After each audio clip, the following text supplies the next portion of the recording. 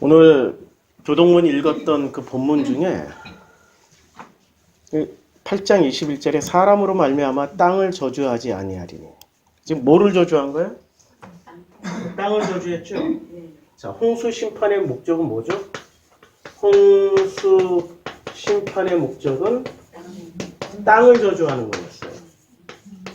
땅을 저주하지 아니하리니. 했으니까 땅을 저주하는 거죠. 우리는 뭐 여러 가지 추측을 할 수 있겠지만 사람으로 말미암아 땅을 저주한다. 그럼 땅을 저주하는 까닭이 누구 때문에? 사람 때문에. 사람. 그런데 방주 안에는 뭐가 타고 있었어요? 예, 사람과 온갖 짐승들이 타고 있었단 말이에요. 우리는 사람과 짐승, 자, 사람과 짐승이 다른 존재입니까? 같은 존재입니까? 우리는 공부를 해서 알죠. 예, 하나님의 형상은 사람이라 불렀고 창세기 1장부터 시작해서 지금 8장까지 하나님의 형상은 사람이라고 불렀어요. 그 다음에 하나님의 형상이 아닌 존재는 짐승이라고 불렀어요. 아니 그럼 짐승이 그렇게, 그런데 문제는 짐승 때문에 심판받는 거예요? 사람 때문에 심판받는 거예요? 짐승은 아무 죄 없다고. 짐승은 아무 죄가 없어. 누구 죄 때문에 지금 심판을 받아요? 사람 때문에 심판받는 거예요. 하나님의 형상, 이름하여 신약 성경으로 치면 하나님의 아들들 때문에 심판받는다고요. 자, 창세기 6장에 보면 누구 때문에 심판을 받아요? 창세기 6장에 명확하게 얘기해줘요. 사람이 땅에서 번성하기 시작할 때. 자, 5장에서 시작해가지고 6장으로 지금 넘어온 거 아닙니까? 5장에서 시작해서 6장으로 넘어올 때, 자, 5장에서는 어떤 족보가 있었습니까? 사람의 족보예요? 짐승의 족보예요? 예, 5장에서는 사람의 족보였죠. 자, 보세요. 5장부터 이것은 아담의 계보를 적은 책이니라. 하나님이 사람을 창조하실 때 하나님의 모양대로 지으시고, 누구 족보예요? 하나님의 형상의 족보죠. 맞죠? 남자와 여자를 창조하셨고 남자와 여자를 창조하셨잖아. 그 하나님의 형상 중에는 남자도 있고 여자도 있었던 거야. 하나님의 형상 중에는 그들이 창조되던 날이 어떤 날이었어요? 예. 그들이 창조되던 날이 어떤 날이었어요? 하나님이 그들에게 복을 주시고 그들의 이름을 사람이라 일컬으셨어요. 사람이라. 그러니까 사람이라고 부르니까 여기서 분명히 나온단 말이에요. 어떤 사람이 사람이에요? 하나님의 형상이. 하나님이 사람을 창조하실 때 하나님의 모양대로 지으심을 받은 남자와 여자가 바로 하나님이 그들에게 복을 주시고 그들의 이름을 뭐라고 불렀어요? 사람. 이제 사람이 뭔지 알았죠? 성경에서 지금 창세기 1장부터 11장 사이에서 말씀하고 있는 사람은 하나님의 모양대로. 하나님의 모양은 뭐죠? 창세기 1장이 나오잖아. 당신의 모양대로. 아니 1장을 다시 보시자고요. 뭐든지 확인하면서 하자고. 제가 지금 지어낸 얘기가 아니고 성경에서 말씀하고 있는 내용을 그대로. 자, 하나님이 이르시되 우리의 형상을 따라 우리의 모양대로 우리가 사람을 만들고, 그러니까 하나님의 모양대로 사람을 만들었단 말이에요. 그래서 하나님이 자기 형상 곧 하나님의 형상대로 사람을 창조하셨어요. 그리고 남자와 여자를 창조하셨습니다. 지금 반복되고 있는 거죠. 1장에서 했던 말씀을 6장에서 다시 반복을 해줘요. 5장에서 다시 반복을 해줘요. 자, 5장에서 뭐라고 말씀하시냐면은 창세기 5장에서 하나님이 사람을 창조하실 때 하나님의 모양대로 지으시고 남자와 여자를 창조하셨고, 창세기 1장을 반복해 주잖아요. 1장 26절, 27절. 그들이 창조되던 날에 하나님이 그들에게 복을 주시고 그들의 이름을 사람이라 일컬었어요. 그러면 하나님의 형상이 아닌 사람들은 뭐가 되지? 여기 나와요. 바로 25절에 하나님이 땅의 짐승을 그 종류대로, 가축을 그 종류대로, 땅에 기는 것을 그 종류대로 만드시니 하나님 보시기에 좋았더라. 자, 하나님이 보시기에 좋았다라고 그랬죠? 자, 하나님 보시기에 좋았더라. 중요한 거는 하나님이 보시기에 뭐 좋았더라. 좋았더라라고 그랬죠? 누가 보시기에? 하나님이 보시는 거예요. 여기 정말 중요한 거는 하나님이 보시는 거예요. 주체가 누구예요? 하나님. 여기서 중요한 거는 주체는 누구냐면 주체가 바로 하나님이야. 하나님이 주체가 되어서 보시니까 좋은 거야. 하나님이 주체가 되어서 보시기에 좋은 거예요. 이거 기억하셔야 돼. 누가 먼저인가? 하나님이 먼저예요. 하나님이 먼저일 때 보시기에 좋은 거예요. 그런데 세상에 주체가 하나님이 아니고 사람이 주체가 됐을 때 하나님의 형상이라고 했던 하나님의 아들들이라고 했던 그 사람이 주체가 되었을 때는 보시기에 좋았더라? 안 좋았더라? 그게 문제야.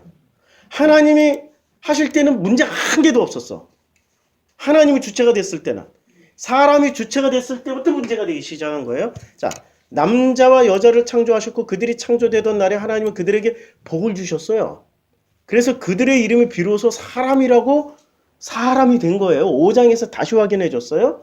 그래서 그 사람의 족보가 나오는 거예요. 5장에서. 아담은 130세에 자기 모양 곧 자기의 형상과 같은 아들을 낳아 이름을 셋이라 했으니 그대로 사람의 족보가 나온 거예요. 5장에서는.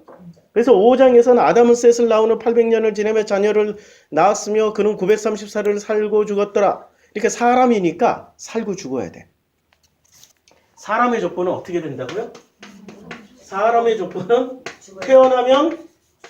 태어나면 죽는다.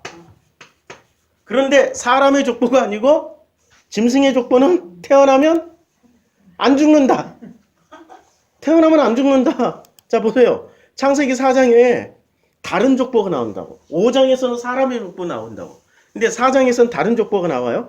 자, 가인이 여호와 앞을 떠나서 에덴 동쪽 노 땅에 거주하더니 아내와 동침하며 그가 임신하여 에녹을 낳은지라 가인이 성을 쌓고 그의 아들의 이름으로 성을 이름하여 에녹이라 하니라. 에녹이 이랏을 낳고 이랏은 무야일을 낳고 무야일은 무드사일을 낳고 무드사일은 라멕을 낳았더라 했는데 죽었다가 나와요, 안 나와요?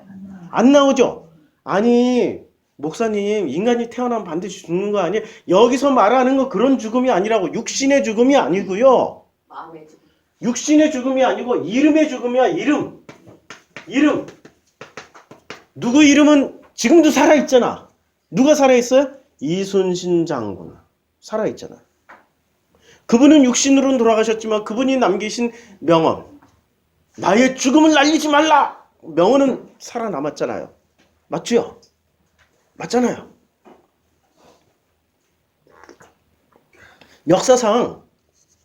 역사상 분명히 돌아가셨어.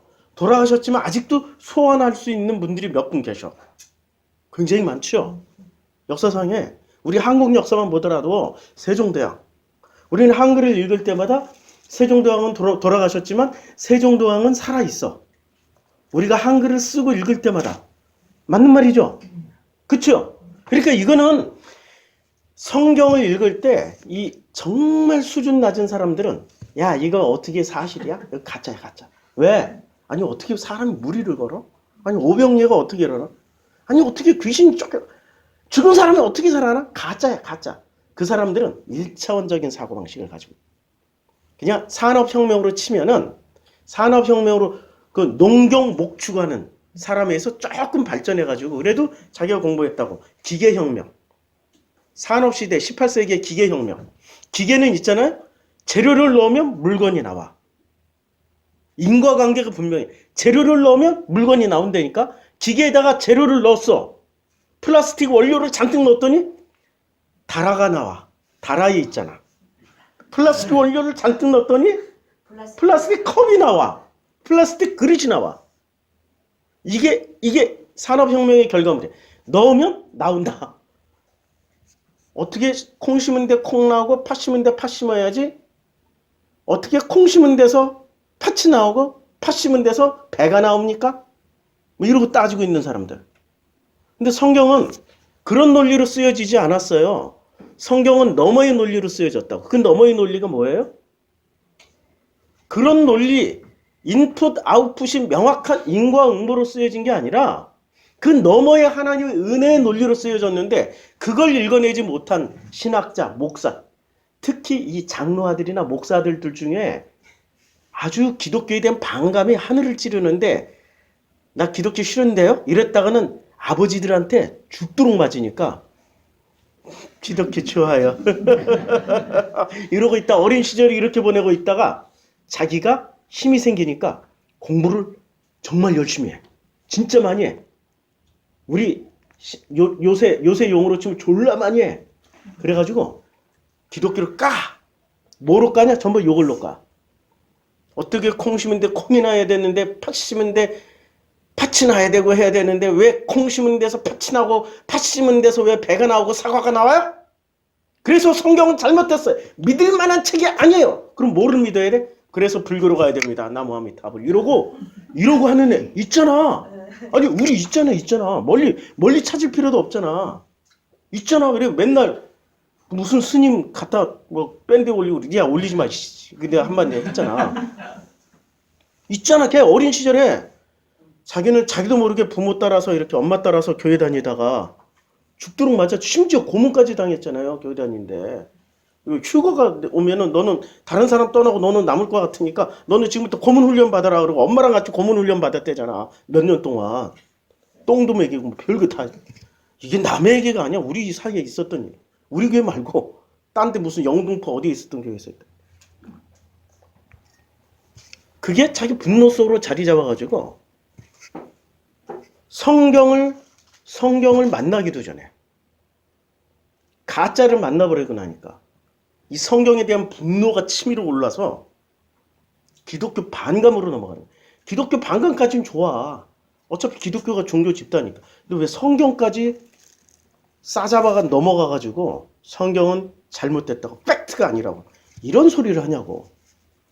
그걸 넘어서야 되는데 은혜로 넘어서지 못하고 거기에 머물렀어요. 지금 내가 사람이라고 얘기하면 벌써 반감이 일어나. 그런 분들에게. 어떻게 사람과 짐승이 같을 수가 있어요? 응? 사람을 어떻게 짐승이라 부를 수 있어요? 그게 인권이에요? 뭐 이러고 또 따지고 들으면 할 말이 없지. 너머를 보라고. 너머를. 자, 사람과 짐승이 자 에녹은 이랏을 낳고 이랏은 무이아를 낳고 무이아는 무두사를 낳고 무두사일은 라멕을 낳았더라. 여기 죽는 장면이 한 번도 안 나와요. 한 번도 안 나오고 그 영원히 사는 장면이 나와. 뭐로 나오냐면 야다는 야발을 낳았으니 그는 장막에 거주하며 가축을 치는 자의 조상이 되었어. 이게 무슨 말이에요? 그 이름은 내가 어디다 써놨냐? 이름은 여기다 써놨다. 이 이름은 어떻게 돼요? 이 이름은 영원히 가축 치는 자들은 전부 다 대를 거듭해도 누구 얘기를 해요? 야 이게 전부 다 야발 때문이 아니야. 야발. 이 야발로 인해서 우리가 이렇게 가축을 치면서 대량 생산하게 되고 대량 납품하게 되고 얼마나 감사해. 야발 훌륭하신 분이야. 이랬을 거 아니에요. 자, 그 아우의 이름은 유발이니 유발. 그는 수금과 통소를 잡는 모든 자, 모든 음악하는 사람들. 그러니까 풍악을 울려라 딴따라단 하고 예술 영역의 모든 사람들은 예술을 할 때마다 우리의 유발님께서 그래서 유발님이라고 안 하고 대가 거듭 내려갈수록 뭐라고 그래요? 더더욱 존경해줘야 되니까 유발님이라고 안 하고 유누님이라고 불러. 유누님이라고 부른다니까? 존경의 극존칭을 표현하기 위해서 누구랑 합성시켜요? 유발 플러스 하느님하고 합쳐가지고 유누님이라고 불러. 유누님. 지금 그러고 있잖아. 사람은 그렇다니까요. 그래서 죽어요 안 죽어요? 안 죽어. 인간 사이에서 계속 회자되는 순간 안 죽어. 한때 나도 복음을 몰랐을 때 저도 남자니까 꿈이 있었을 거 아니에요. 호랑이는 죽어서 가죽을 남기는데 사람은 죽어서 이름이라도 남기고 가야지. 꿈이 있었다고. 근데 뭐로 이름을 남길까? 생각해봤더니 내가 힘이 있나? 무슨 키가 크나? 이게 힘쓰는 영역 안 될 것 같고 보니까 예술적 영역이 좀 있어가지고 그래 어렸을 때는 화가로 그림으로 이 인류 사이에 멋진 이름 하나 남기고 가자 했는데 야, 그 하나님의 뜻이 있으니까 그게 안 돼. 이 길로 왔어. 그런데 그 이름을 남기고자 하는 욕망 자체가 본인이 뭐가 되고 싶은 거예요? 느님이 되고 싶은 거야. 느님. 영원히 죽지 않고 싶은 그 마음이 있었다라는 거죠. 자, 영원히 죽지 않고 싶은 그 마음은 어디서부터 올까요? 자, 뱀이 여자에게 이르되 너희가 결코 죽지 아니하리라. 결코 안 죽고 싶은 그 마음에서 영원히 살고 싶은 이 마음에서 뭐가 생겨나요? 자기 자신의 내 육신은 죽더라도 뭐가 남아나? 이름은 영원히 남기고 하고 싶어요. 그치요? 내 자녀를 키우는데 야 그냥 평범하게 건강하게 야 유명하지 않아도 좋아요. 멋지지 않아도 좋아. 건강하게 튼튼하게만 자라다오. 이게 부모 마음이어야 되는데 우리 엄마들이 그래. 한국 엄마들이 욕심이 얼마나 대단한데? 응? 얼마나 대단한데? 야 기왕이면 이름 남겨야 되는 거 아니야? 뭐 서울대 가야지. 하버드 가야지. 열심히 해야지. 이러고 자녀들은 맨날 아니 대한민국 엄마들은 전부 다 착각을 해. 애가 뭐 조금만 글씨 이거 펜 잡고 뭐 손이라도 안 나고 와 이게 유명한 화가라. 얘 천재라고 얘 화가라고. 얘가 어느 날 피아노 건반을 한번 땅 두드렸어. 우와 이게 피아노에 천재성이 있다고 피아노 학원부터 보내. 우리 엄마들 다 그러잖아. 무슨 욕망이 있어요? 이름 좀 남기고 가라고. 이름 남기고 가는 거 이꼴 뭐가 돼요? 돈, 명예. 이게 다 관련이 있잖아요. 부귀영화. 그러니까 자기가 반드시 죽는다라는 것을 머릿속에 안 넣어놓고 사는 거지. 영원히 살고 싶은 거야. 그 욕망을 자기 때 못 이루면 자녀 때라도 좀 이루고 싶은 그 욕망이 자녀들에게 투사가 돼서 넘어간다고요. 넘어가. 여기서 투사라는 단어가 굉장히 중요한 말이에요. 어려운 말이야, 투사. 욕망의 투사. 내가 가지고 있었던 어떤 욕망이 성취되지 못했을 때는 자녀한테 그걸 그대로 전이시켜줘. 넘겨줘. 그럼 자녀는 무슨 놈은 잘못도 없이 부모의 욕망을 그대로 받아가지고 그 욕망을 자기 꿈도 아닌데 엄마의 꿈을 이루어주느라고 의대 가야 되고 법대 가야 되고 하기 싫어 죽겠는데 피아노 쳐야 되고 지랄을 하고 있냐고. 자기식대로 커야 되는데 하나님 주신 그 달란트대로 커야 되는데 엄마의 달란트대로 키움을 받고 있다고. 왜? 엄마의 뜻이 이름이 안 죽어가지고 그대로 투사가 돼버렸어. 자기 자녀에게. 이게 지금 성경에 있는 가인의 족보예요. 이게 창세기 4장의 가인의 족보. 그런데 창세기 5장으로 딱 넘어오니까 너무나도 놀랍게 930세를 살고 죽었더라. 905세를 살고 죽었더라. 900세를 살고 죽었더라. 다 살고 죽었다로 나와. 하나님의 사람의 족보는 반드시 뭐가 들어가요? 살고 죽어야 돼. 그런데 사람의 족보가 아니라 짐승의 족보는 반드시 죽는 장면이 안 나온다. 안 나온다. 그러니까 짐승과 사람의 차이점을 아시겠죠? 사람은 죽었어. 죽는 순간 무슨 효력이 끝나는 거예요? 아니 죽는 순간 뭔가 하나가 끝나. 뭐가 끝나요?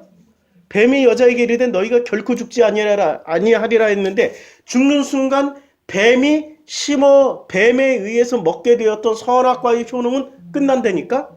안 죽으면 끝까지 선악지식으로 가는 거고 죽으면 선악지식이 어디서 끝난다니까?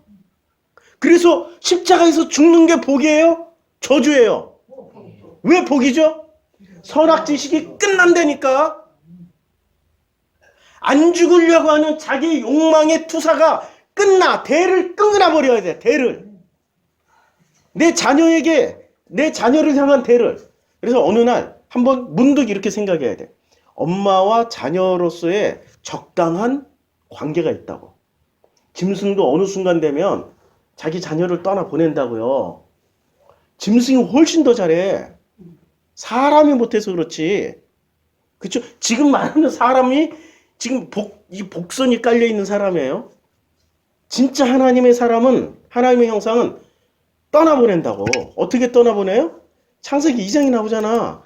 자, 창세기 2장에 이러므로 남자가 부모를 떠나 그의 아내와 합하여 둘이 한 몸을 이룰지니라. 어떻게?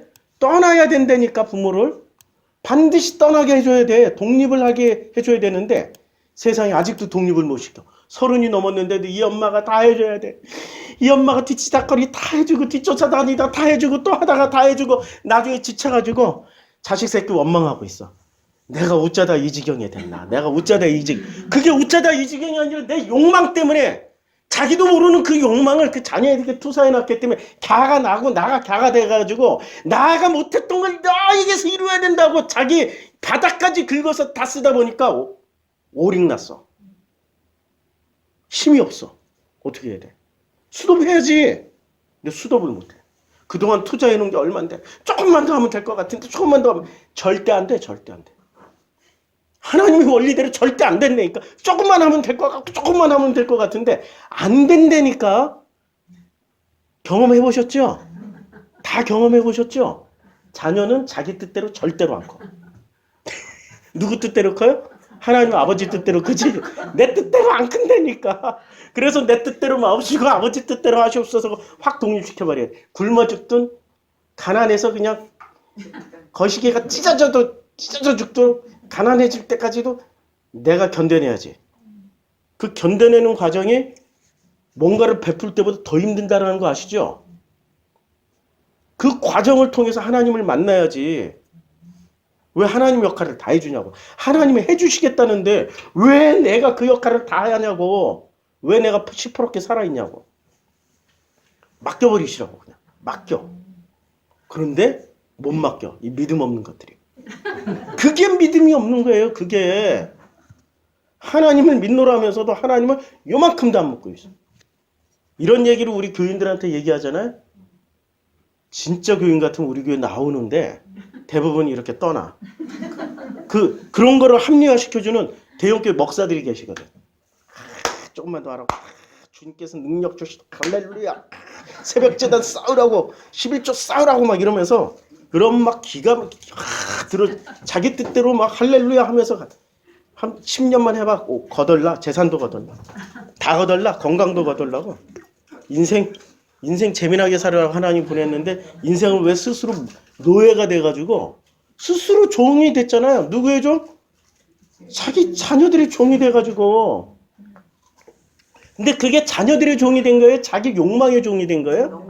자기 욕망의 종이 된 거야.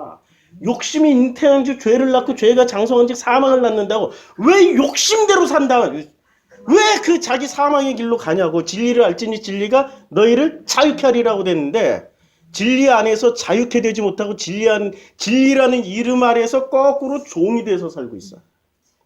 얼마나 성경대로 못 살고 거꾸로 살고 있냐고. 예수의 말씀대로 살아야지 왜 예수와 거꾸로 살고 있냐고. 이게 지금 사람과 짐승의 차이라고요. 자, 창세기 5장에 보니까 창세기 5장에서 분명히 살고 죽었다라 했죠. 그리고 창세기 6장으로 딱 넘어가니까 사람이 땅 위에서 번성하기 시작할 때 요때 사람은 어떤 사람들이에요? 하나님의 형상들이잖아요. 맞죠? 하나님의 형상이에요. 여기서 사람이라고 생각하면 우리는 성경을 읽을 때 착각을 해. 똑같은 사람으로 다 착각을 한다고. 사람을. 창세기 1장부터 11장은 요 사람을 구분해서 읽어야 돼요. 창세기 12장부터는 전부 다 사람이야. 짐승도 사람, 사람도 사람, 사람도 사람, 짐승도 사람, 다 사람이야. 창세기 12장부터는. 그래서 그 사람 중에 아브라함을 뽑아낸 거야. 전부 다. 그 짐승들 중에서 다시 하나님의 형상이 될 만한 놈을 뽑아서 하나님의 형상으로 만들어서 갸를 사람이라고 부르는 거죠. 그래서 갸를 사람이라고 불렀는데 그 자손들이 점점 번성해서 늘어나니까 사람이라고 부르지 않고 지들끼리 이름을 또 따로 붙였어요. 뭐라고 붙였어요? 선민. 선택받은 민족.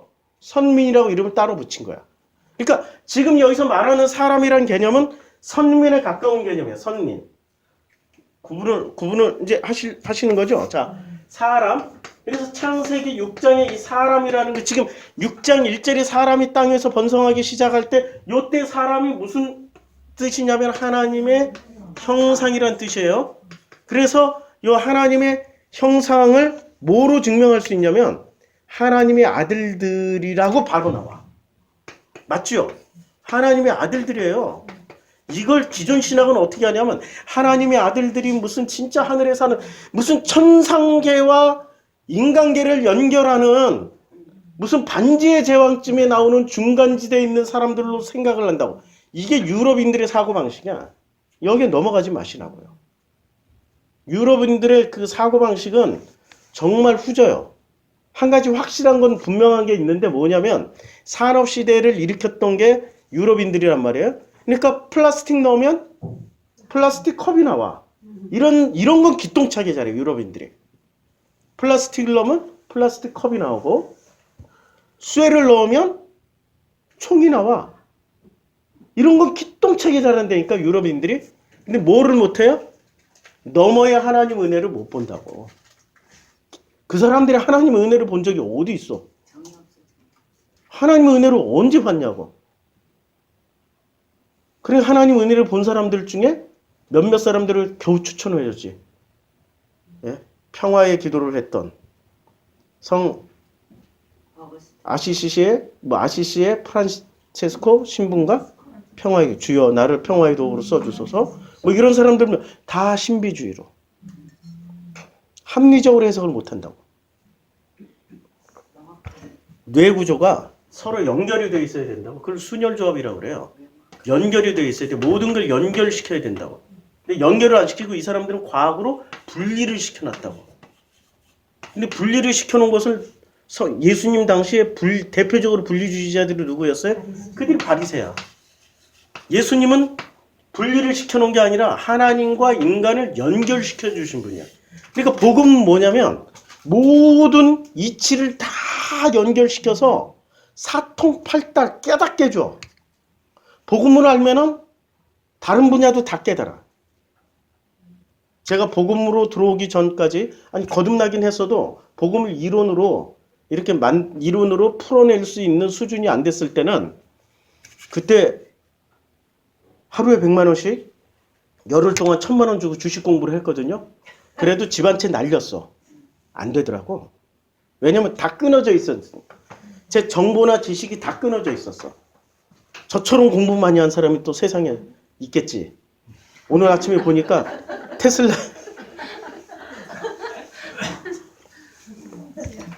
테슬라의 회장이 누굽니까?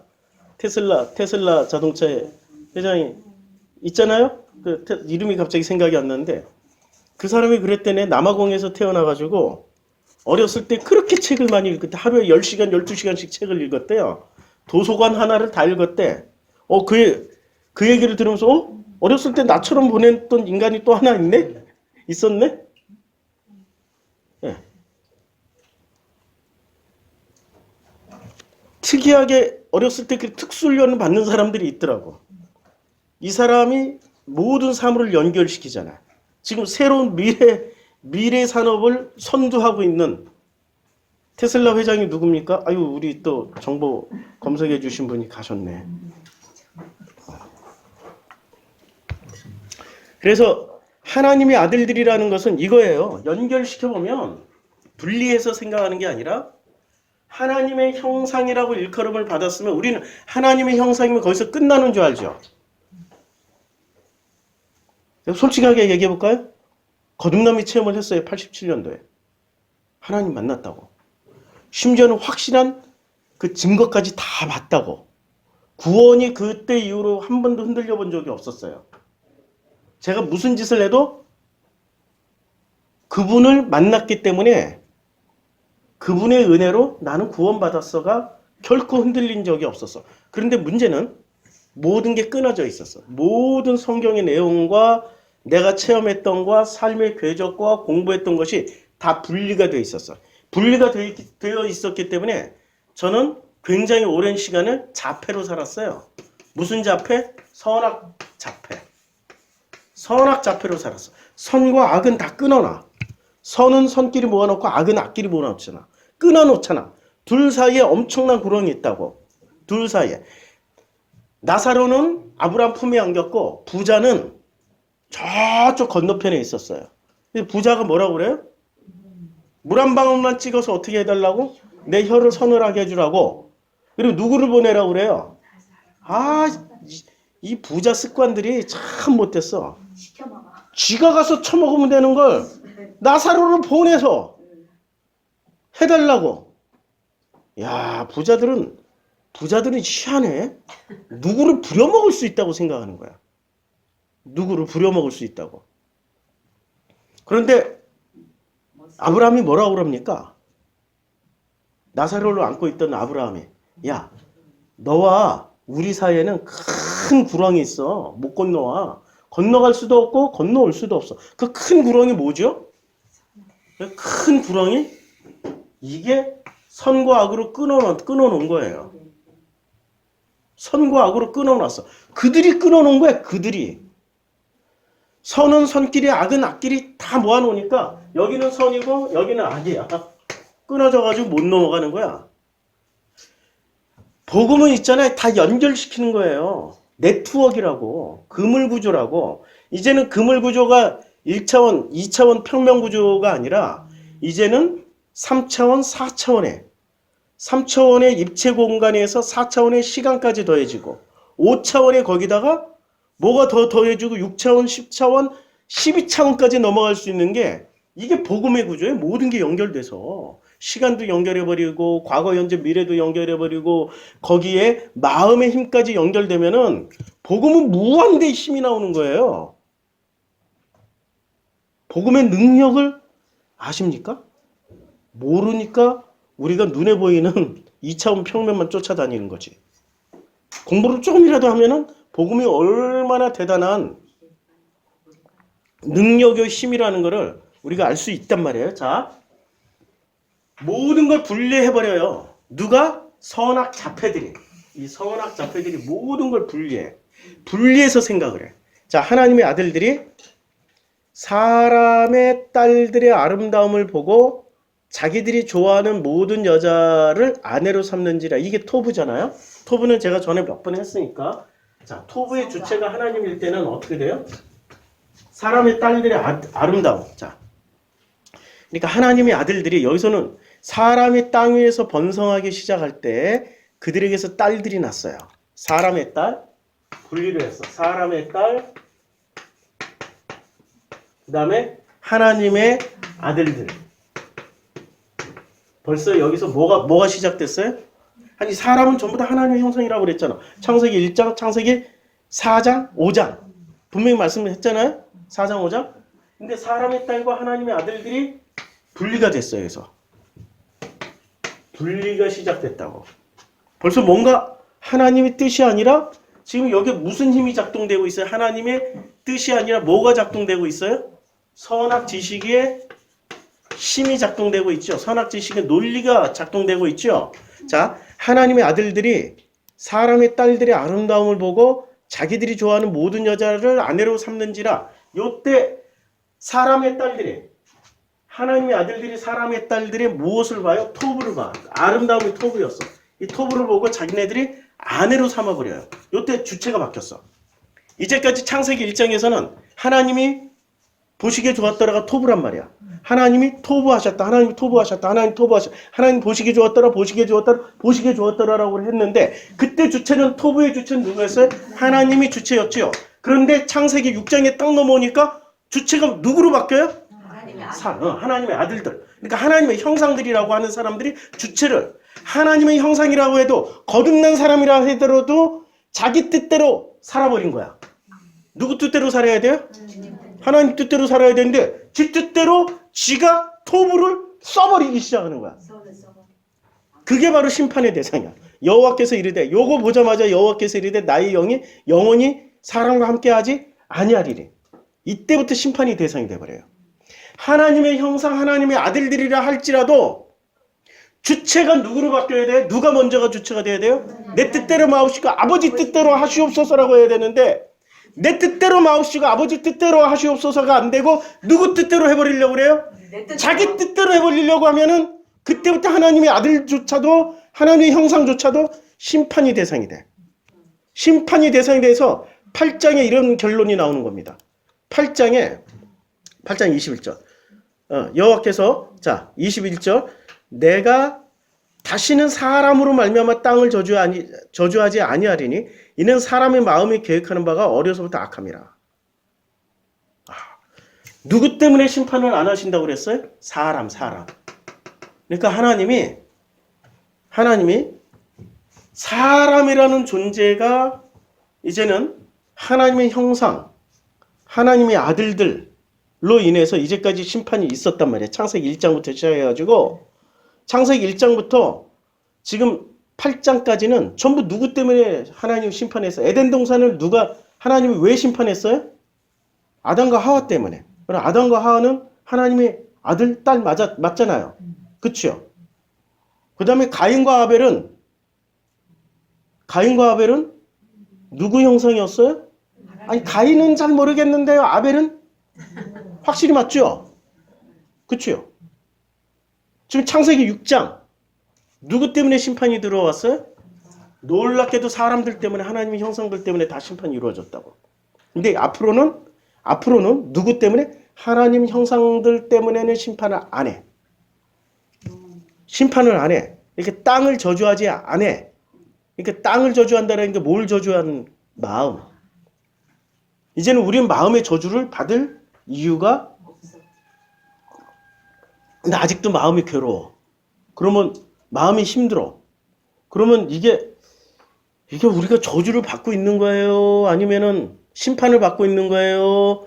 아니면은 심판에서 노임을 받고 있는 중이에요? 심판에서 노임을 받겠는. 어떻게 이 위대한 것을 깨달으셨어요? 말씀으로 통해서. 네. 지금에 있는 이 고통은 거꾸로 우리의 마음에 우리가 붙잡고 있는 것을 하나님이 그것을 깨닫게 해주는 거지. 내가 한 대 맞고 깨닫는 게 더 괴로워요? 아니면은 내 마음 스스로가 깨달아지는 것이 더 괴로워요? 마음 스스로. 예, 그치요. 아이고, 제가 옛날에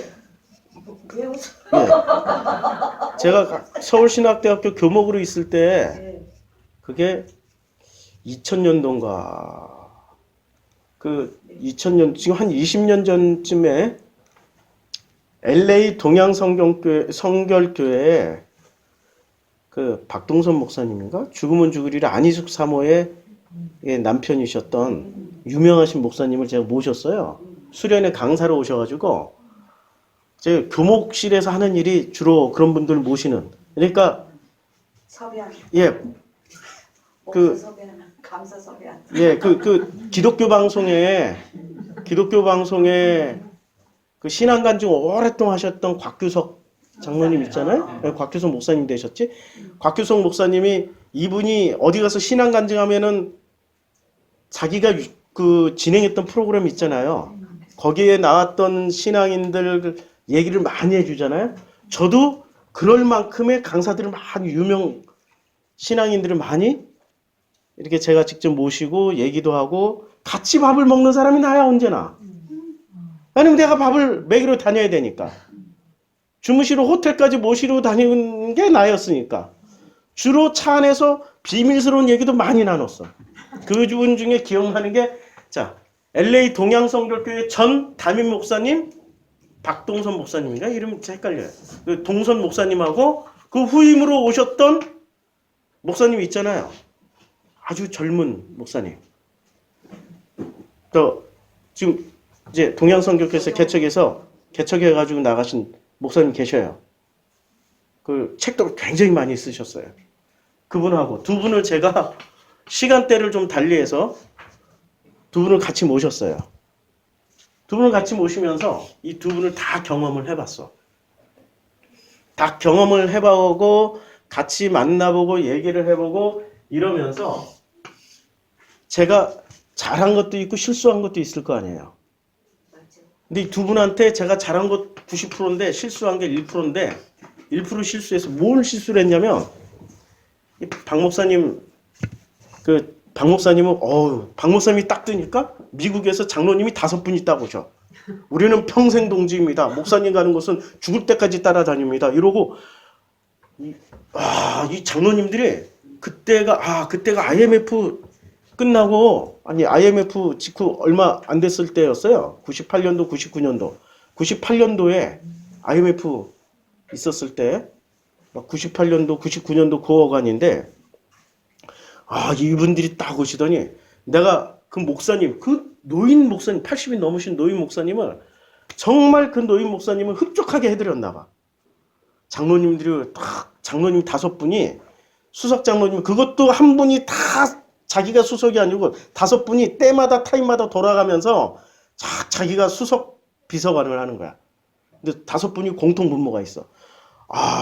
이제 정 목사님, 그분들도 나이가 다 80, 70, 80 다 넘으신 분들이에요. 정 목사님, 우리 목사님께서 너무너무 지난 저녁밥 먹고 너무 흡족하셨어요. 목사님 고맙습니다 하고 이렇게 탁 꺼내서 뭘 주냐? $100짜리를 줘. 그때 100달러면은 IMF 직후니까 그때 100달러면 20만 원, 30만 원짜리였어. 와, 그때 내가 100달러짜리 처음 받아봤어. 근데 수련회 기간 내내 이 장로님들이 무슨 경쟁이라도 하듯이 서로 줘 막.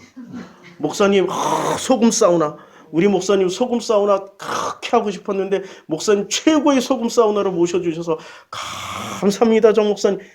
아니 나이가 80 먹은 그때 내가 30대였는데 30대의 젊은 새파란 애기 자기 아들뻘도 안 되잖아. 손자뻘쯤 되잖아. 이러면서 100달러짜리 딱. 그때 내가 처음으로 100달러만 한 10장을 모아봤어. 그거 그때 팔았으면 큰 돈 됐었는데 돈에 욕심이 없어서 이게 뭔지를 몰랐다고. 그렇게 여러 번을 그분들이 저에게 100달러를 자꾸 주다 보니까 나도 모르게 기고만장해지는 거야. 내가 이런 사람이야? 뭐 이런. 유명한 사람들이. 그렇죠. 세계적으로 유명하신 목사님. 그러니까 시시한 사람이 주면 뭐 이러면서 제가 실수를 하나 한 게 있었어요. 하지 말았어야 될 말을 한 거야. 그 장로님들이 돈만 주는 게 아니라 내가 이제 자랑도 하잖아. 돈 주는 목적이 자기 자랑. 내가 장로로서 의류 사업에 어떻게 해서 세탁소를 운영해서 어떻게 해서 무슨 청소 사업을 해서 어떻게 해서 이렇게 성공하게 됐고 그걸 다 들어줘야 된다고. 100달러만큼 들어줘야 된다고.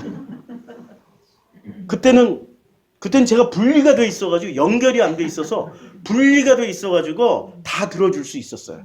아니면 들어주는 방이 따로 있었어. 연결이 안 돼 있었기 때문에 마음껏 얘기 다 듣고 기억이 안 나. 다 들어줬어. 막 진심으로. 아니 마음 한구석에 여기 방 하나니까 진심으로 다 들어줬어. 몇 개는 기억나고 몇 개는 기억이 안 나지만 그때 들으면서 끝까지 들어줘야 됐는데 마지막엔 내가 대단한 사람인가 보다 생각하고 내 의견을 얘기했어. 그때는 몰랐는데 시간이 지날수록 내가 말했던 그 의견이 얼마나 어리고 창피한 수준의 이야기를 했는지를 이게 연결이 되면서 분리가 돼 있을 때는 진짜 대단한 얘기를 한 것처럼 생각을 했었는데 보고만 해서 다 연결이 되니까 엄청 쪽팔리고 창피하고 죽을 것 같은 아무것도 아닌 얘기인데 고통에 고통을 더하는 얘기를 그런 생각이 나는 거예요. 연결이 된다라는 게 좋을 수도 있지만 이렇게 깨달아짐으로 고통으로 다가올 수도 있단 말이에요. 야, 그것만 하면은 불 위에 올려놓은 오징어가 돼가지고 온몸이 막 이렇게 오그라드는 것 같은 마음에. 그런데 그 부끄러움과 그 초라함과 창피함이 있기 때문에 내 뜻대로 마옵시고 아버지 뜻대로 하시옵소서가 되더라고요. 그치요?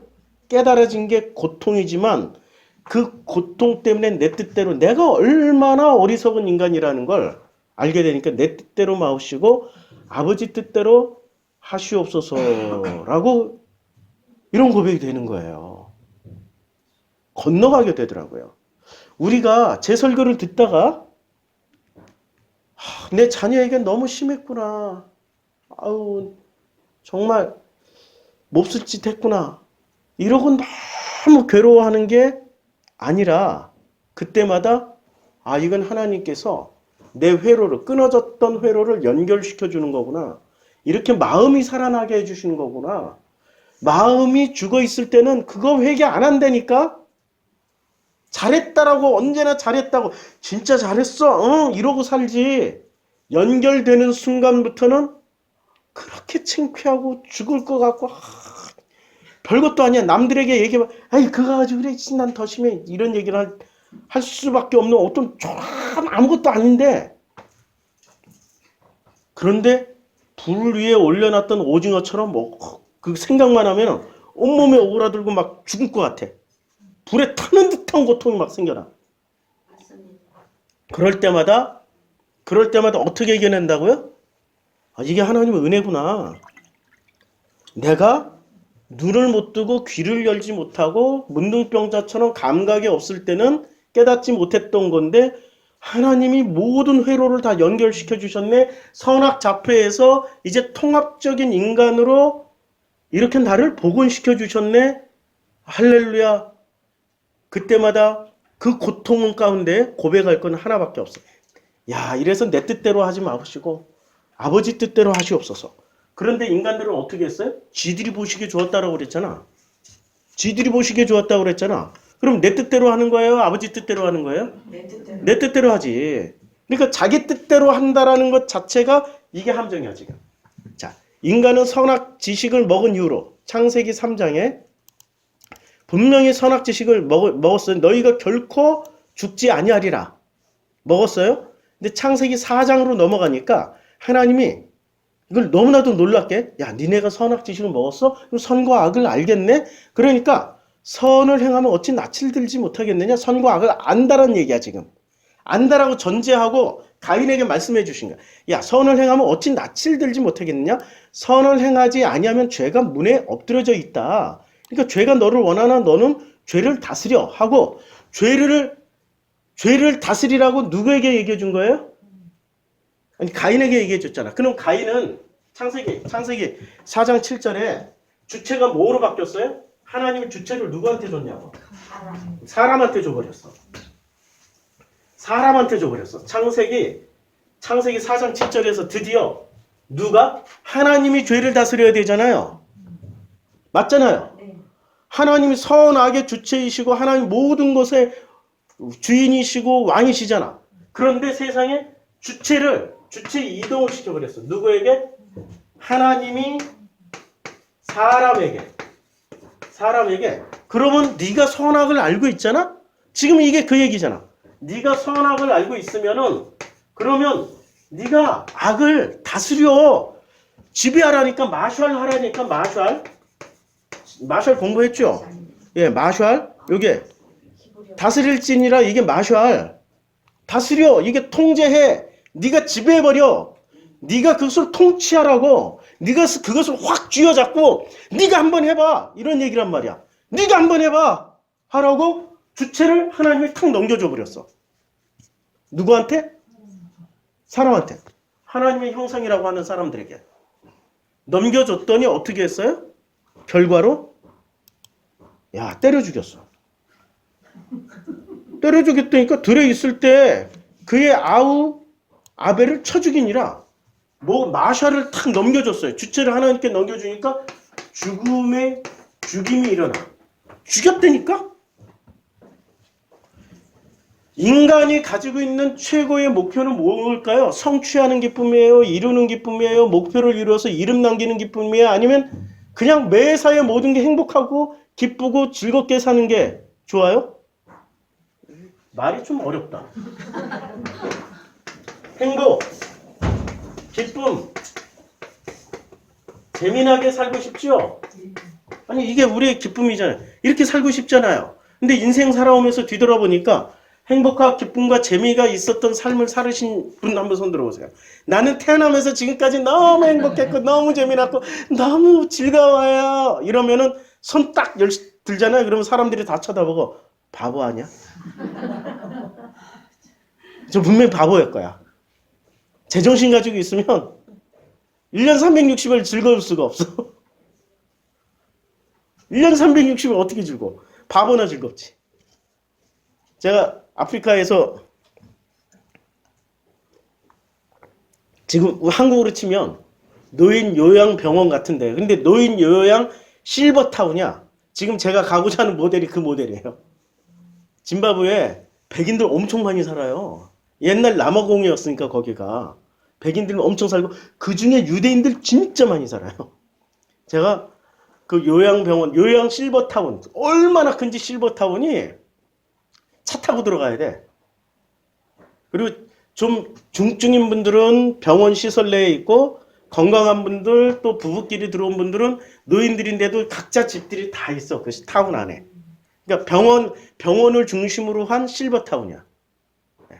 안전하게 경비가 탁 지켜주시고, 뭐 이런. 근데 그 실버타운 안에 이제 병원을 주로 신방돼. 각 집마다 돌아다니기 너무 넓고, 그러니까 그때는 제가 차가 없이 사역할 땐 병원 가서 찬송 불러드리고 기도해주고, 그러면 또 사람들이 그런 얘기를. 아니, 목사님, 한국에도 많은데 왜 아프리카까지 가서 그러고요. 그때는 그게 필요했던 것 같아. 그런 사역이. 그러면서 세상을 보고, 복음이 뭐고, 사람들도 만나보고 하면서 내가 이 연결을 시켜주는 일을 그때 하나님이 많이 해주셨으니까. 그런데 백인 할머니들 중에 세상에 90 넘은 할머니, 80 넘은 90, 거의 짐바브웨 백인 노인들은 오래 살아요.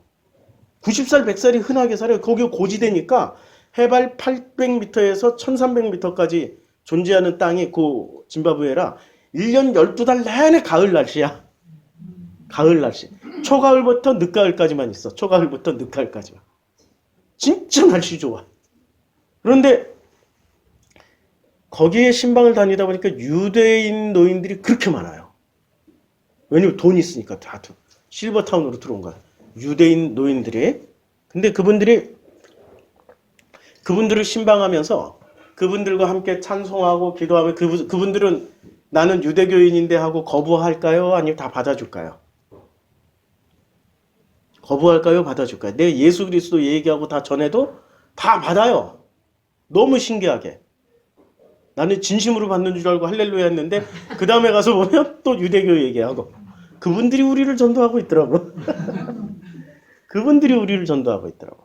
근데 그분들과 이렇게 말씀을 나누는 가운데 그분들이 행복했던 시절을 얘기를 하는 거예요.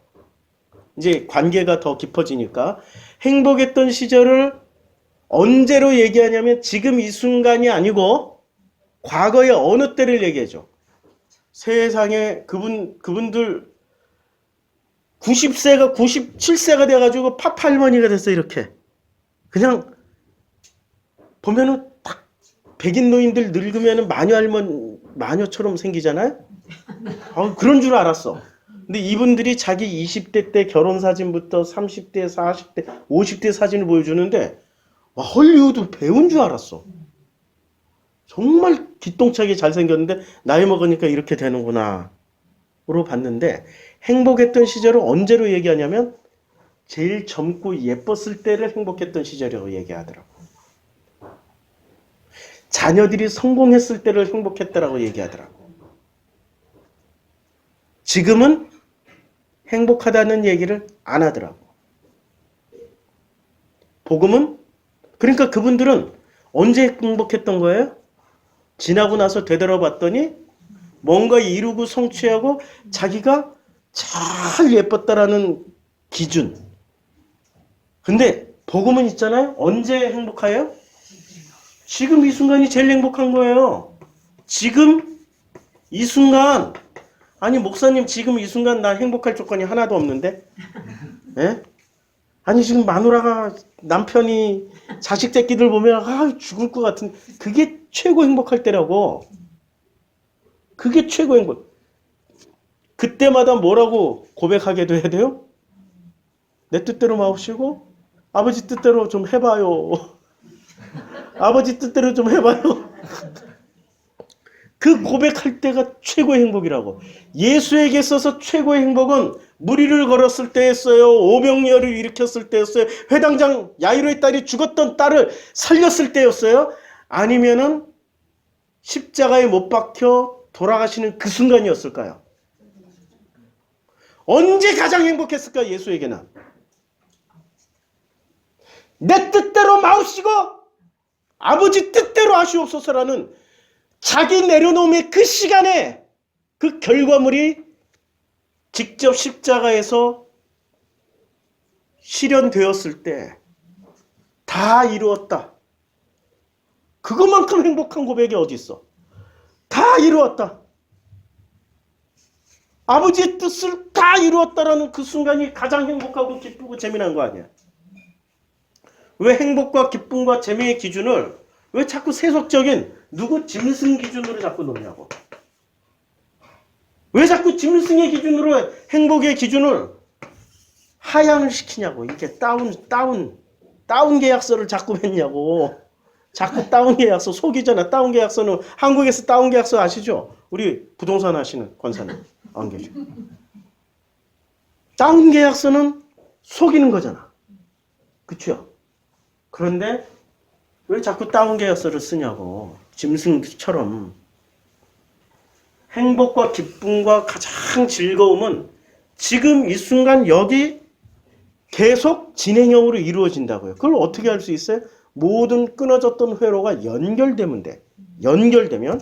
자, 4장에서 보니까 하나님이 뭐라고 말씀하시냐면 주셔요. 자, 너는 뭐라 다스려라고 권력을 넘겨주셔. 권력이나 권한을 넘겨주세요. 누구한테? 사람한테 넘겨줬다고. 왜냐면 창세기 3장에서 선악지식을 따먹었잖아요. 창세기 3장에서 선악지식을 따먹고 선악지식의 결과로 아담이 그의 아내 하와와 동침하며 하와와 임신하여 가인을 낳았어요. 그러니까 선악지식을 먹고 최초로 낳은 아들이 누구예요? 가인이잖아요. 그럼 가인은 무슨 아들이야? 하나님의 형상이에요? 아니면 선악지식의 아들이에요? 선악지식의 아들인데 그것 또한 하나님 뭐라고 인정해줘요? 예, 보시기 좋았더라. 하나님의 형상으로 인정해줬다니까? 너무 놀라운 사실.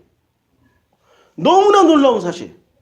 인정을 해줬어요? 인정을 해줬더니 보시기 좋았다라고 인정을 해줬고 그 다음에 그에게 권력을 줘버렸어. 그럼 네가 한번 다스려봐. 네가 한번 통제해보고 네가 한번 해보려니까 했더니 통제하지 않고 어떻게 죽여버리는 걸로 선택해버려. 죽여버리는 걸로 선택한다고. 이게 성경에 한 번만 있었나? 아니죠. 자, 이거 한번 봐요. 우리 성경에 보면 지금 누가복음 15장에 이렇게 말씀이 나옵니다. 누가복음 15장에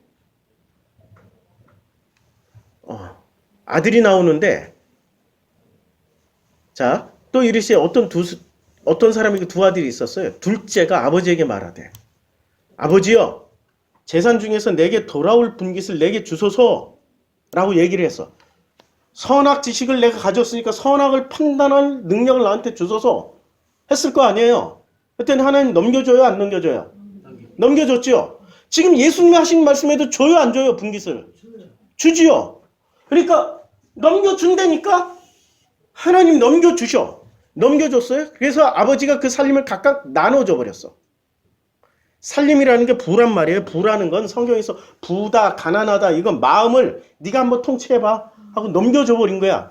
넘겨줘 버렸어. 마음을. 그래, 네 마음 네가 한번 다스려봐 하고 넘겨줬어. 그 후 며칠이 안 돼 둘째 아들은 재물을 다 모아가지고 먼 나라에 가서, 먼 나라, 하나님 나라와 아버지가 살고 있는 반대편에 먼 나라, 짐승의 나라 가가지고 거기서 짐승들이 기준 세우는 행복과 기쁨과 재미, 야, 요렇게 살면 행복하고 요렇게 살면 재밌고 요렇게 살면 기쁘겠다 하는 대로 다 써버렸어.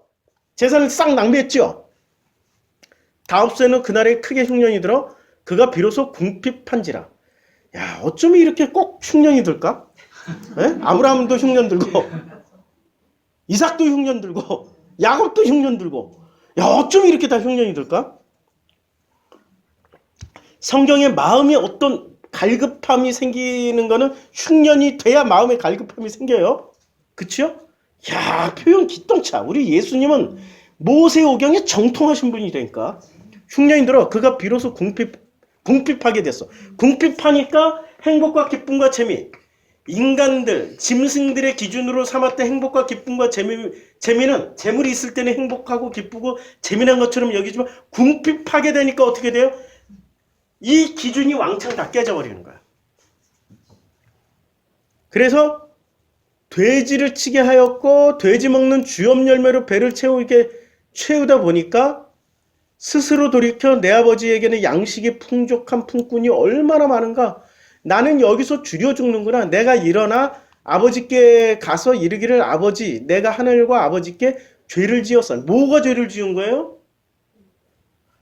뭐가 죄를 지었다고 얘기하는 거야? 지금 얘가 고백하는 거, 이 둘째가 고백하는 게 뭐였어요? 자기가 자기 나름대로 행복하고 기쁘고 재미나게 살기 위해서 아니 달라고. 그러니까 주체 이동이 이루어졌다고. 주체 이동. 그럼 네가 한번 해봐고 아버지가 주셨잖아? 그럼 그거 받아가지고 자기 뜻대로 살아버린 거야. 살았더니 잘 살아야 되는데 잘 못 산 게 지금 뉘우친 거 아니에요. 아버지 뜻대로 살기 싫고요. 내 뜻대로 좀 살아볼게요. 왜냐면 나는 아직 젊으니까요. 내 계획이 있고 꿈이 있고 다 있다니까요. 좀 주세요 해가지고 그러면 진짜 부모 같으면 줄까요? 안 줄까요?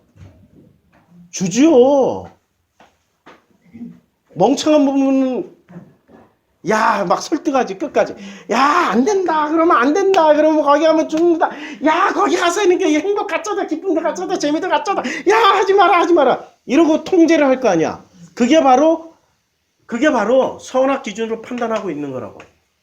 벌써 자기 머릿속에 무엇이 선이고 무엇이 악인지가 벌써 있으니까 자녀를 뭐로 설득을 해요? 지 뜻대로 설득하잖아. 근데 아버지는 어떻게 그래 네가 그런 뜻을 가졌어? 해봐 하고 줘버려. 다 해봐. 망하더라도 네가 망하는 거고 내 마음은 더 무너져. 이걸 보여주는 거지. 뭐를 보여줘요? 마음의 원리를 주잖아. 해봐. 마음껏 해봐. 그랬더니 아들이 어떻게 얘기를 해요? 아버지의 아들이라 일컬음을 감당하지 못하겠나이다. 이제는 아버지의 아들이라고 말하기도 부끄럽고 창피합니다. 아우 막 이때 뭐가 일어나? 오징어가 일어나잖아. 불 위에 올려진 그 오징어 막 오그라들기 시작해. 막 부끄러워서 죽을 것 같아요. 막 온몸이 불타는 생각만 하면은 너무 부끄럽고 창피하고 죽을 것 같아. 이때가 터닝 포인트라고. 이때가 뭐라고요? 터닝 포인트. 그래서 이때부터 무슨 일이 벌어져요? 내 뜻대로 안 되고 품꾼의 하나로 보소서 종으로 사는 거야. 종은 누구 뜻대로 살아요? 주인의 뜻대로. 내 뜻대로 마옵시고 아버지 뜻대로 하시옵소서가 된 거야. 됐죠? 아들에서 종이 됐는데 종이 된 그 아들을 아버지는 어떻게 해요? 진짜 아들로 받아줘 버려. 정말 아들로 그냥 받아줘. 아버지께로 돌아가니 아직도 거리가 먼데 아버지가 그를 보고 치긴 여겨 달라가 목을 안고 입을 맞추니까 아들이 이르되 아버지 내가 하늘과 아버지께 죄를 지었사오니 지금부터는 아버지의 아들이라 일컬음을 감당하지 못하겠나이다. 제일 좋은 옷을 내어다 입히고 손에 가락지를 끼우고 발에 신을 신기라. 살찐 송아지를 끌어다가 잡으라. 우리가 먹고 즐기자. 야, 아들이 어떻게 됐어요? 죽었다가 다시 살아난 거예요. 주체, 선하게 주체를 가지고 휘둘렀다가 죽은 거야. 언제 죽었어요? 오징어 때. 불 위에 올려진 오징어 때 죽은 거야. 그리고 오징어로서 내 뜻대로 마시고 아버지 뜻대로 하시옵소서. 우리 오글거릴 때 있어요. 그때 이게 하나님의 은혜구나. 할렐루야 하고 넘어가면 되는데 그때도 자기가 주인공이 돼가지고 자기 뜻대로 하시려면은 끝까지 그 오징어는 새카맣게 타서 죄가 되었더라. 빨리 깨달아야지. 내가 잃었다가 다시 얻었노라. 자, 그런데 큰아들을 보세요. 큰아들이 뭐라고 얘기하냐면 대답하되 당신의 동생이 돌아왔음에 당신의 아버지가 건강한 그를 다시 맞아들이게 됨으로 인하여 살진 송아지를 잡았나. 이제 종들은 어떻게 얘기를 해줘요? 건강하다고 얘기하는 거야. 세상에. 이 종새끼는 뭐로 보는 거야? 눈에 보이는 것만 보는 거야. 마음을 못 보는 거야, 마음을. 건강한 육체만 보고 아니 건강한 놈에게 살찐 송아지까지 또 잡아주대요? 아이 진짜 이상하네요 우리 주인님. 이러고 지금 얘기하고 있는 거예요. 28절 그 아들이 큰아들이 노하여 들어가고자 하지 아니하고는 이제 이게 무슨 얘기 안 들어간다고 기분 나빠서 그런데 아버지께 대답하여 이르되 내가 여러 해 아버지를 섬겨 명을 어김이 없거늘 내게는 염소 새끼라도 주어 나와 내 벗으로 즐기게 하신 일이 없더니 아버지의 살림을 창녀들과 함께 삼켜버린 이 아들이 돌아오매 이를 위해 살진 송아지를 잡으셨나이다. 아버지 이제 요 불만을 터뜨렸어요. 그러니까 지금 큰 아들은 뭐라고 얘기한 거야? 내가 이제까지 내 뜻대로 살지 않고 아버지 뜻대로 살았는데 나를 위해서는 해준 게 하나도 없지 않냐. 기분 나쁘다 이거야. 그러니까 이 아들은 아버지 뜻대로 살았다고 생각하는 거야. 근데 아버지 뜻대로 산 게 뭐였어요? 아버지 옆에서 아버지가 원하는 걸 했단 말이야. 근데 지금 보니까 아버지 뜻대로 사는 건 뭐였어? 작은 아들이었잖아. 선악의 주체가 돼서 한번 휘둘러 보라고. 그래서 우리가 많이 휘둘러고 살았잖아요. 누구한테 제일 많이 휘둘렀어요? 제일 먼저? 내 자식들한테. 그 다음에 나한테, 내 가족들한테 다 휘둘렀잖아.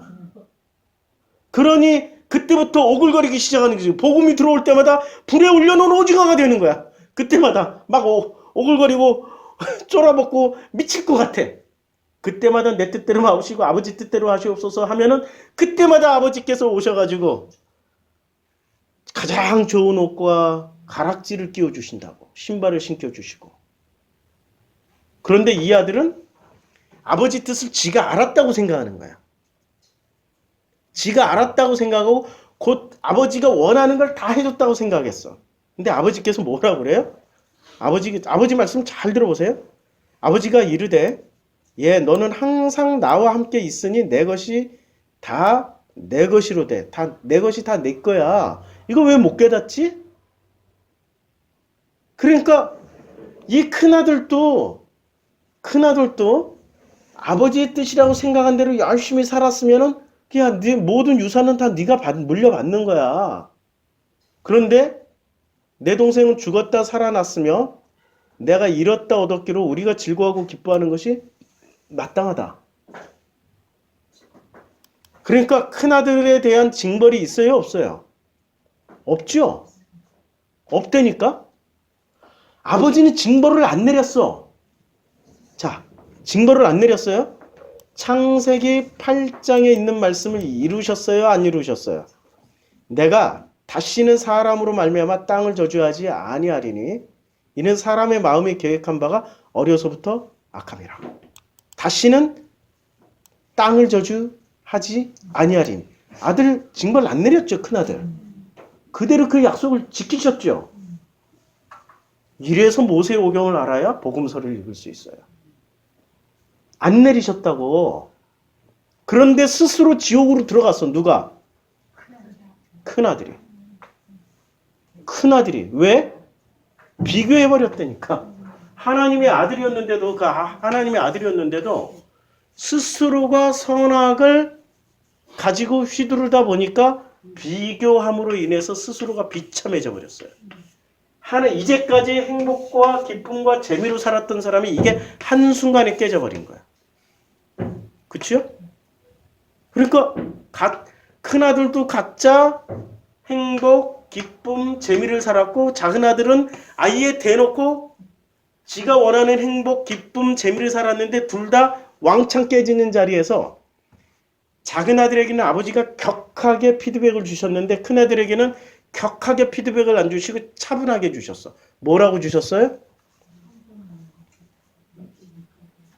내게 있는 거 다 네 거야. 얘는 죽었다가 다시 살아났잖아. 내게 있는 거 다 네 거라니까. 아버지에게 있는 거 다 너희들 거야. 믿어지세요? 근데 이거를 왜 자꾸 눈에 보이는 뭐로 비교해서 바꿔 먹으려고 그래? 언제나 행복하고 기쁘고 재미나게 살 수 있는 상황과 조건을 다 주셨다고. 그러니까 아버지예요. 자, 아버지가 주인공이 됐을까요? 아들이 주인공이 됐을까요? 지금 보면. 아버지가 아들에게 주잖아요, 주인공을. 자, 지금 이게 탕자의 비유인데 아버지가 아들 예수에게 주인공을 주셨죠? 주인공을 주셨는데 이 아들 예수는 완성본이니까 어떻게 해요? 언제나 내 뜻대로 마옵시고 아버지 뜻대로. 이게 아들로서 살아가는 최고의 지금 모델링을 한 거란 말이야. 그러면 우리가 하나님의 형상이고 하나님의 자녀야. 하나님이 우리에게 다 주셨을까 안 주셨을까? 다 주셨어. 주셨는데 어떻게 쓰라고요? 내 뜻대로 마옵시고 아버지 뜻대로 하시옵소서라고 그러고 써야 된다고 지금 탕자의 비유가 보여줬다고. 탕자의 비유가. 근데 아버지 뜻대로 안 쓰면 어떻게 될까요? 그러면 자기만의 기쁨, 자기식의 행복, 자기식의 기쁨, 자기식의 재미를 찾아서 끝까지 헤매겠지. 배고파서 줄여 죽을 때까지. 그때라도 깨닫겠지. 그치요? 그러면 이런 드라마틱하게 안 사는 큰아들이면 어떻게 되죠? 얘야, 내가 너에게 다 줬잖아. 내 것이 다 네 거잖아. 그거 기억하시면 되잖아. 그러니까 이래도 할렐루야, 저래도 할렐루야, 다 좋은데 뭐가 그렇게 불만이야? 왜 이렇게 행복하지도 않고 재미도 없다고 그러고 기쁘지도 않다라고 그래? 살맛이 안 난다. 살맛이 안 난다고. 살맛. 그러니까 아들에게 다 주었더니 아들은 그것을 언제 최고의 기쁨으로 행복으로 실현해 버렸어요? 십자가에서. 당신의 죽음으로 최고의 기쁨을 실현해 버렸잖아요. 그러니까 주인이 있잖아요. 우리는 주인이에요, 종이에요? 종 아니죠. 그럼 우린 주인 맞죠? 근데 주인인데 우리 아버지와 함께 살아가는 부자 관계 속에서의 주인이죠. 다 물려받았어. 그러면 이걸 다 누릴 수 있어. 생육하고 번성하고 땅에 충만하라는 복을 받았단 말이야. 근데 생육하고 번성하고 땅에 충만한 게 짐승 기준이에요? 사람 기준이에요? 사람 기준. 우리는 짐승이 아니고 사람이란 말이야. 짐승이 아니고 사람이기 때문에 하나님의 형상 사람의 기준으로 이걸 누려야 된다. 행복과 기쁨과 즐거움과 재미를. 어떻게 누려요? 그러니까 잘 모르잖아. 이렇게 들어도 잘 모르잖아. 아직도. 어떻게 누려야 되죠? 그냥 마음껏 누려야 돼. 근데 그 마음이 어떤 마음대로? 아버지 우리 마음. 이제는 우리 마음. 아버지 마음, 우리 마음. 우리의 마음으로 누려야 돼. 우리. 하늘에 계신 우리 아버지의 이름을 거룩히 여기시면 나라의 명령하시는 뜻이 하늘에서 이룬같이 땅에서도 이루어지리다. 우리가 우리에게 죄 지은 자를 우리가 죄 지은 자를 사해 주시고 우리의 죄를 우리 계속 우리가 어떤 마음에 아버지와 나와 아들 예수와 성령님과 함께하는 그 마음 우리 안에서 누릴 수밖에 없는 거죠. 그런데 인간은 스스로 야 네가 한번 해봐라. 저 혼자 할 테니까요. 애들일수록 그러잖아. 엄마는 나를 아직도 애려보세요? 예? 7살짜리. 애려보세요? 내 다 알아요 세상. 내가 알아서 할 거예요. 7살짜리가 미운 7살. 엄마는 미워. 아빠도 미워. 나 혼자 할까? 막 이러잖아요. 요때가 또 27에 14. 7살에 2번 더블 되는 14살 때 또 이런 중2병. 그리고 37에 21. 21살에 또 일어나. 신기하죠? 7의 반복이야. 그러니까 7이라는 숫자는 참 놀라운 숫자. 나중에 이 7 얘기는 나중에 세부적으로 들어가서 하고 오늘 중심은 뭐예요? 오늘 중심은 누가 먼저예요? 아버지. 예. 창조주 하나님 먼저예요. 왜 피조물인 내가 먼저라고 그래? 내가 먼저인 순간부터 나는 내가 만들어 놓은 행복, 나는 내가 만들어 놓은 기쁨, 나는 내가 만들어 놓은 재미를 누리고 사는 걸 그걸 행복, 기쁨, 재미 그걸 복이라고 생각하는데 그 착각이야. 둘째 아들 안 됐잖아. 그렇게 살아봤는데 안 됐잖아. 어떻게 살아야 돼? 누가 먼저야? 아버지가 먼저야. 아버지가 보시기에 좋았더라. 아버지가 보시기에 좋았더라. 그래서 내 모든 것을 아버지께 맡기면 아버지가 보시기에 좋았더라. 그래서 우리가 함께 그것을 누리고 기뻐하며 즐거워하며 행복하게 기쁨으로 살아가는 게 먼저라고. 누가? 우리가. 그래서 우리를 먼저 배우셔야 돼. 그래서 우리를 배우는 최고의 좋은 데는 공동체라고. 마음의 공동체. 그날이 오기를 소원합니다. 기도하겠습니다. 아버지 하나님, 우리 마음의 공동체, 아버지께서 주신 그 놀라우신 우리의 형상이 우리 안에서 이루어질 수 있는 그날이 날마다 체험되어지기를 소원합니다. 예수님의 이름으로 기도드렸습니다. 아멘.